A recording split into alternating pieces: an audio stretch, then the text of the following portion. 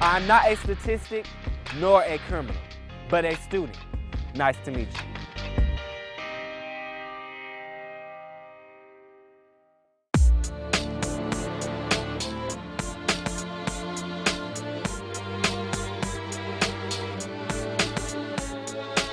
The school-to-jail track in Colorado is a result of onerous discipline policies that unnecessarily either expel students, suspend students, issue tickets to students for minor misbehavior.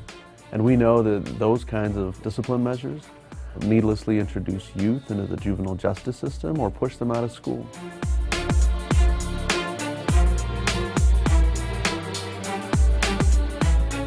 I do think there's been a tendency over the last few years to over-criminalize school disciplinary issues, where things that essentially are school discipline concerns get sent to the criminal justice system, and a kid ends up dealing with incarceration, jail, that sort of thing.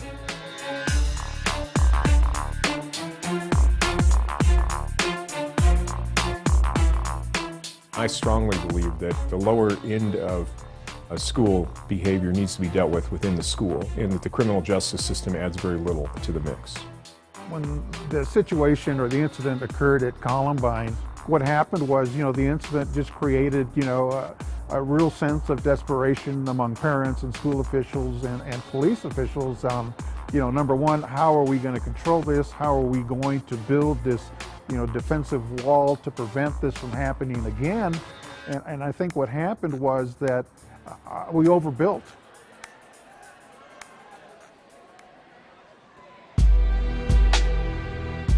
My name is Fernando Haddad Gonzalez. I'm a graduate from North High School. I'm 19 years old. I ended up in the school-to-jail track.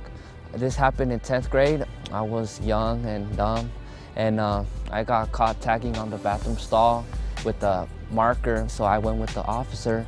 He took me to his office and he got all my information there, and I was like, oh, what's gonna happen next? And he's like, well, I'm gonna have to take you to jail and get booked in and mugshot.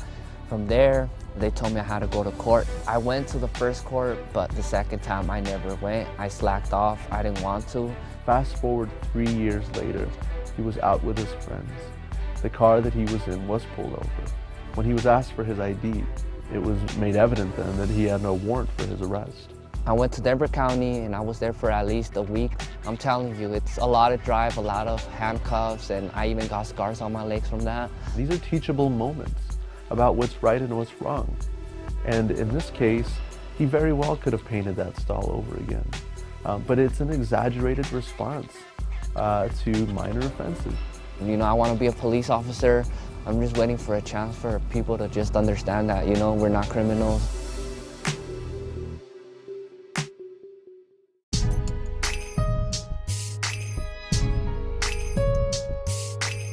In Denver, we've seen 30% more kids graduating. The last 4 years, we've reduced our dropout rate by 40% in the last 5 years. That's a result of a culture of trying to focus more on the individual needs of our students, and restorative justice is a key component to that.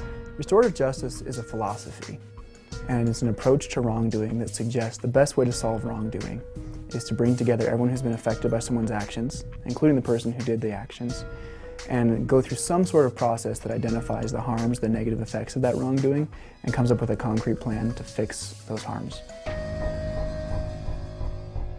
My name's Brandon Garcia. When I was a freshman, I got into troubles with gangs and fights and stuff.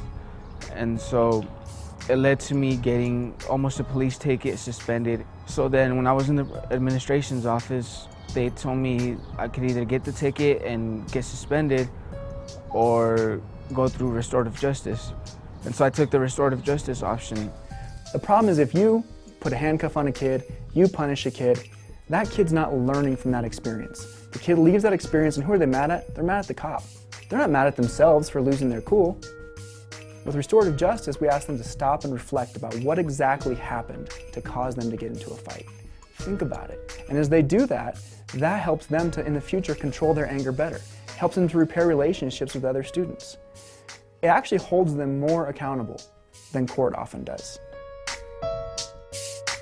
If it wasn't for restorative justice, I don't think I would be here right now. I really want to study to be a teacher, and I want to help out the community and the school and teachers and students. I want to be part of the community here.